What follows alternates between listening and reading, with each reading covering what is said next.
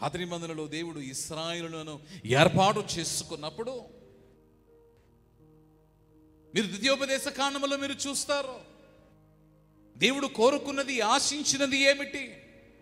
తన జనాంగము, తన ప్రజలైన ఇశ్రాయేలీయులు వారు శుద్ధులై ఉండవలనని, పరిశుద్ధతను కలిగి ఉండవలనని. కానీ పలుమారులు వారు తప్పి ఉన్నారు.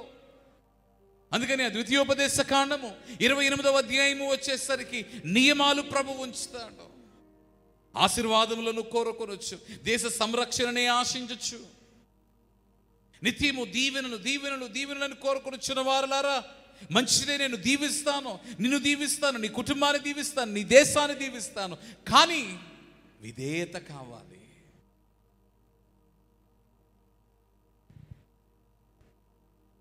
ఎవరు తీసుకొస్తారు విధేయత? ఎవరిస్తారు ఈ పరిశుద్ధత? విధేయతను కలిగి ఉండే బాధ్యత నీదై ఉండగా ఇప్పుడు దేవుడు ఏం చేస్తూ ఉన్నాడు? అందుకనే పేతురు స్పష్టము చేస్తూ ఉన్నాడు, దేని వలన పరిశుద్ధత అనే దానిని గూర్చి, ఆత్మ వలన పరిశుద్ధత. అందరు నాతో చెప్పండి, దేని వలన పరిశుద్ధత? గట్టిగా చెప్పాలి, దేని వలన పరిశుద్ధత? ఇవాళ పరిశుద్ధతను గూర్చి బోధించే బోధకులను మీరు చూస్తున్నారా? అమ్మా, చూస్తున్నారా? లోకం తీరు ఎలా ఉంది? ఈరోజు ఎందరో బోధనలో పాపమును గూర్చిన ఖండన లేదు, పరిశుద్ధతను గూర్చిన ప్రేరణ లేదు.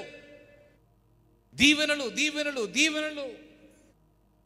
పిల్లల గురించి మాట్లాడతారు, ఇళ్ళ గురించి మాట్లాడతారు, ఉద్యోగాల గురించి మాట్లాడతారు, అధిక రాబడి గురించి మాట్లాడతారు. ఇవన్నీ మనకు అవసరమైనవే, కాదనడం లేదు.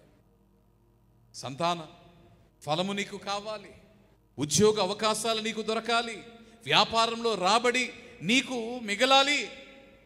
ఇవన్నీ నీకు అవసరమే. నీవు మంచి ఇంటిని కలిగి ఉండాలి. దేవుడు నీకు మంచి ఇంటిని ఇవ్వడానికి కూడా ఇష్టపడుచున్నవాడే. కానీ ఒకవేళ దేవుని పరిశుద్ధతను కాదని వీటిలో నీవు ఏమి కలిగి ఉన్ననో అవి వ్యర్థమైనవే కానీ ఉపయోగకరమైనవి కావు.